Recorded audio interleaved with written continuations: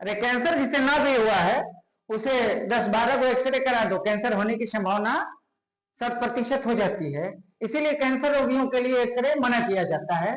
भूकंप ये धरती पर आने वाली सामान्य हलचल है, और धरती भी भाई कभी कभी अपने आप में परिवर्तन करती है, समायोजन करती है, जिसके परिणाम स्वरूप भूकंप आते हैं।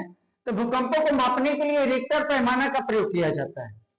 रिक्टर पैमाना, और भूकंप का केंद्र जिस जगह पर होता है, जिस जगह पर केंद्र, उसे अधिकेंद्र कहा जाता है। याद रखेंगे, भूकंप का जो एक्सिस होता है उसे अधिकेंद्र, यहां जहां से शुरुआत होती है उस जगह को अधिकेंद्र कहते हैं।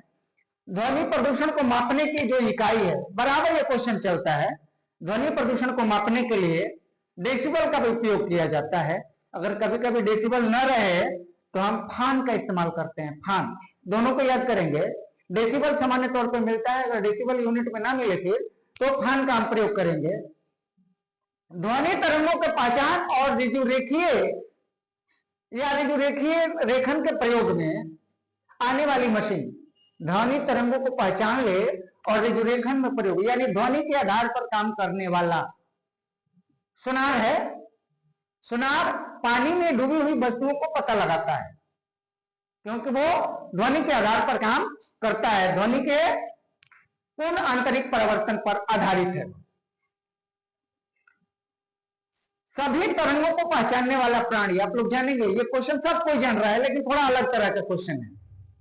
पराश्रव्य तरंग पे फिट करता है कि कौन सा प्राणी पराश्रव्य को पहचान लेता है और अवश्रव्य को कौन पहचान। जान लीजिए, सभी तरह के तरंगों को पहचानने वाला जो प्राणी है वो फ्लाइंग फॉक्स, जिसे हम लोग चमगादड़ बोलते हैं।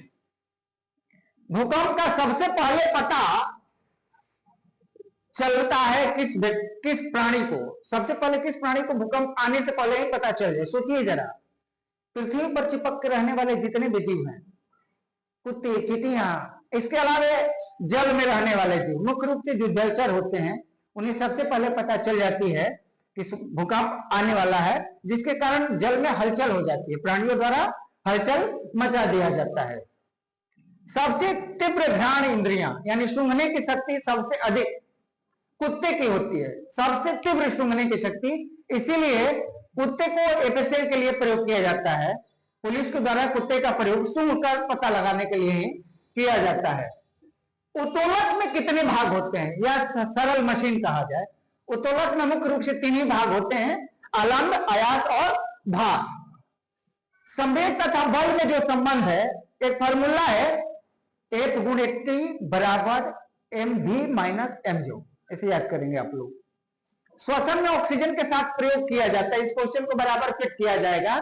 गोताखोर किसका प्रयोग करते हैं, या दमा के मरीजों को ऑक्सीजन के साथ कौन सी गैस दी जाती है, तो जान लेंगे ऑक्सीजन के साथ हीलियम दी जाती है। हीलियम एक नोबेल गैस है, और इसे अक्रिय न करके उत्कृष्ट कहा जाए।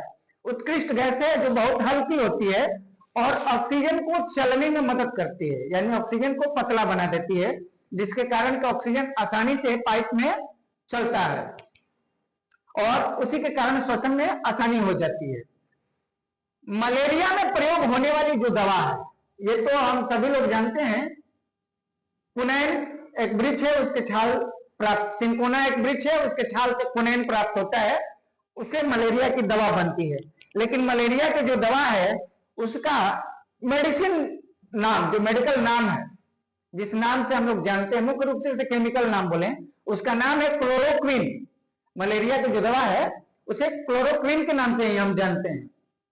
मानव के हृदय में कक्ष की संख्या यानी चेंबरों की संख्या मानव हृदय में तो 4 होते हैं, दायालीन, दाएं नीले, बायालीन, बाएं नीले, यही 4 हैं, और इसी को चेंबर कहा जाता है। और सबसे अधिक चेंबर तेलचट्टे में होती है, लेकिन ईश्वर ने गलत किया, देना चाहिए हमको। एक दो गड़बड़ाइयों करता के चोरी, हत्या, पाप, लूटपाट, अगर इंसान को दे देते तेलचट्टों को जितना चेंबर, तो सोच लीजिए वो कितना अपराध करता है। लेकिन ईश्वर का जो इंसाफ है थोड़ा अलग है, वो इंसाफ में भटकते नहीं है, वो एकदम आना पाई चुकता का हिसाब करते हैं। पीयूष ग्रंथि कहाँ स्थित होती है? हमारे शरीर में पीयूष ग्रंथि होती है, और जहां हम लोग तिलक लगाते हैं, मस्तिष्क का जो आधार होता है, तिलक जहां लगाते हैं उसी जगह पर पीयूष ग्रंथि होती है। और पीयूष ग्रंथि शरीर की सबसे छोटी ग्रंथि होती है, इसका वजन 0.6 ग्राम ना। इसी को मास्टर या पिट्यूटरी ग्रंथि के नाम से भी हम लोग जानते हैं।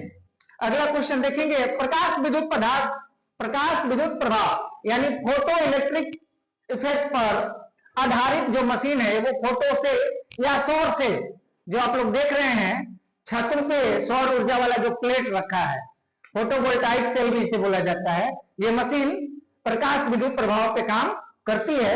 और इसका खोज भी, इस प्रकाश विद्युत प्रभाव का खोज भी उन्हीं के द्वारा किया गया है जिन्होंने E बराबर mc स्क्वायर का खोज किया था। इसका आप कमेंट करेंगे कि E बराबर mc स्क्वायर किसने खोजा था। प्रकाश मंडल में बनने वाली जो सबसे छोटी आकृति होती है, यानी सूर्य के प्रकाश मंडल में बनने वाली सबसे छोटी आकृति जो होती है वो सौर धब्बा होती है। सूरज पे जो धब्बा होती है वही सबसे छोटी आकृति है। जरा सा ध्यान देंगे आप लोग, अगर पूरी तरह से सही सही क्वेश्चन लिख दे तो कौन लड़का आंसर नहीं मार देगा। तो कंपटीशन की तैयारी करते हैं तो आप लोग जान लेंगे, अगर ध्यान नहीं देंगे तो पछताएंगे, क्योंकि जो सेटर होता है वो पूरा क्वेश्चन नहीं लिखता है। पूरा क्वेश्चन अगर वो एक्सप्लेन करके लिख दे तो लगभग सब कोई आंसर कर देगा। इसीलिए वे क्वेश्चन में कहीं ना कहीं काट छांट करते हैं, और जो थोड़ा बेटर जीनियस तरह के स्टूडेंट होते हैं वो क्वेश्चन को पूरी बना के उसका आंसर करते हैं। और F बराबर m में, ये बल की परिभाषा है, बल की परिभाषा है F बराबर m में। और थोड़ा सा ध्वनि के तरंगों के बारे में हम लोग जानते हैं, किसको कौन सुनता है कौन नहीं सुनता है। तो अवसरभ जिसे सुन नहीं सकते हैं उसकी आवृत्ति 20 हर्ट्ज से कम अवसरभ तरंग कहा जाता है। उसके बाद श्रव्य जिसे 20 से 20,000 हर्ट्ज के बीच में जो मनुष्य सुनते हैं, और पराश्रव्य जो घटनाएं अंतरिक्ष में घटती हैं इनकी जो आवृत्ति होती है 20,000 हर्ट्ज से अधिक होती है। इन घटनाओं को मनुष्य नहीं सुनता है। यानी वही स्थिति है कि दर्द की भी एक सीमा होती है, सर दर्द, बदन दर्द इत्यादि सभी तरह के दर्द। एक तो नया दर्द आ गया है दिल का दर्द, तो इन सब दर्द को मनुष्य महसूस करते हैं। लेकिन कभी कभी आप देखते होंगे कि कुछ लोग एक्सीडेंट करते हैं, पैर कट जाता है, दोनों पैर कट जाता है, शरीर के हिस्से कट जाते हैं, लेकिन आदमी रोता नहीं है। ऐसा होता है ना। सुनिए, नहीं रोने का कारण यही है कि जो तंत्रिकाएं हैं वो एक लिमिट तक सूचनाओं को मस्तिष्क तक पहुंचाती है, लेकिन जब वह शरीर का एक अंग कट के पूरी तरह निकल जाता है तो उसका दर्द एहसास से अधिक हो जाता है, तंत्रिका के लिमिट से अधिक हो जाता है। इसी कारण उस व्यक्ति को महसूस नहीं होता है कि हमारा पांव कट चुका है या हाथ कट चुका है या कमर कट चुका है, इसीलिए वो व्यक्ति रोता नहीं है।